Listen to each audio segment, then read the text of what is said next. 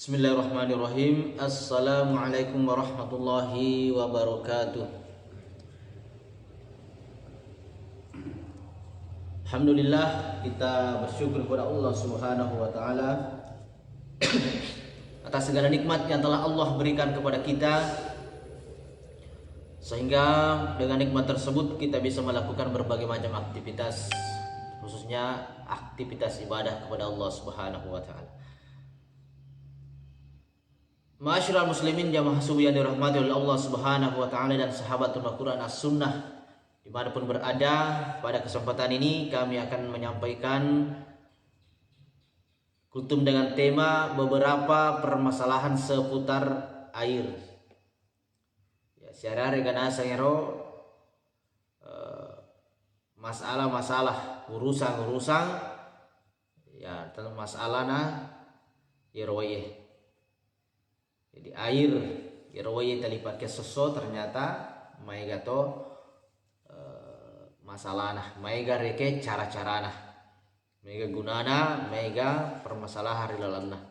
Diriwayatkan dari Abu Hurairah radhiyallahu anhu berkenaan perintah mencuci tangan setelah bangun tidur, bahwasanya Rasulullah sallallahu alaihi wasallam bersabda, "Idza taiqadha ahadukum min naumihi falyaghsil yadahu qabla ay yudkhilaha fil ina'i salasan." Jika salah seorang dari kalian bangun dari tidurnya, ya dari kunasa bunga motoki berkimatindro atau pesan dina motoni, hendaklah ia mencuci kedua telapak tangannya sebanyak 3 kali. Ko sare ko manginasa nabi say liman nak ketelu.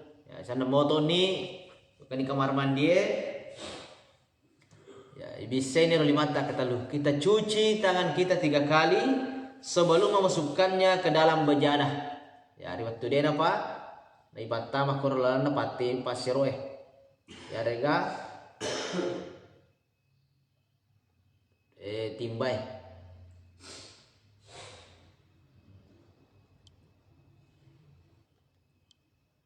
Ya. Sebab biasanya kau pakai pasir oke. Kenapa? Fa inna hadakum la yadri aina batat yaduhu. Sebab salah seorang dari kalian tidak tahu di mana saja tangannya bermalam. Ya.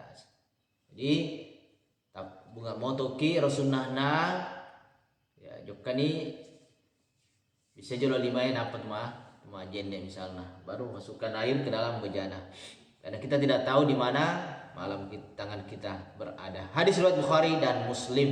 Ini yang pertama berkaitan dengan air.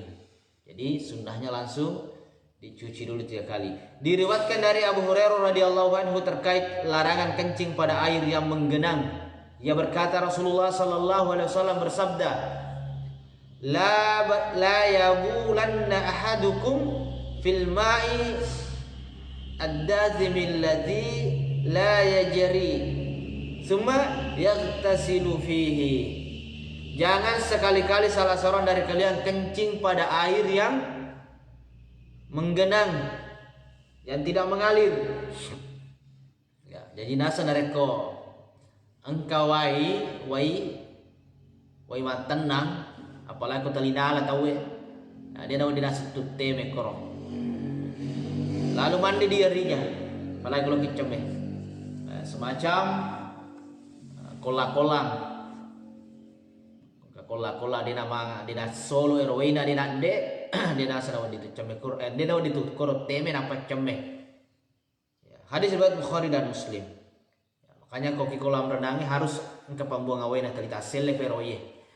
Ya, nade kumatan nai koro meta nang kata hurat teme koro jadi mencari batu cemedi.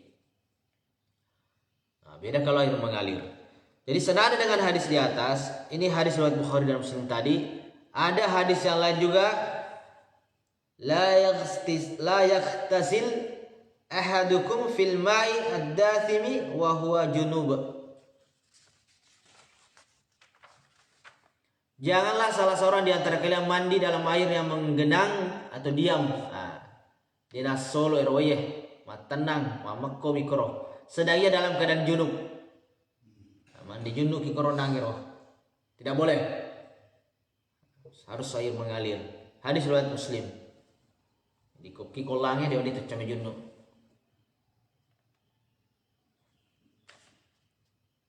Diriwayatkan dari Abu Hurairah radhiyallahu anhu tentang lalat yang hinggap di suatu bejana. Ia berkata, Rasulullah sallallahu alaihi wasallam bersabda, "Idza waqa'a dzubabu fil ina'i ahadikum," jika seekor lalat hinggap di tempat minum salah seorang dari kalian, nareko angka lala tapal lepa koronangir werinutta kopita yarega kapurung, semua yang bercair berair nareko nagappay nasa lala tapat adan na ilala ekoro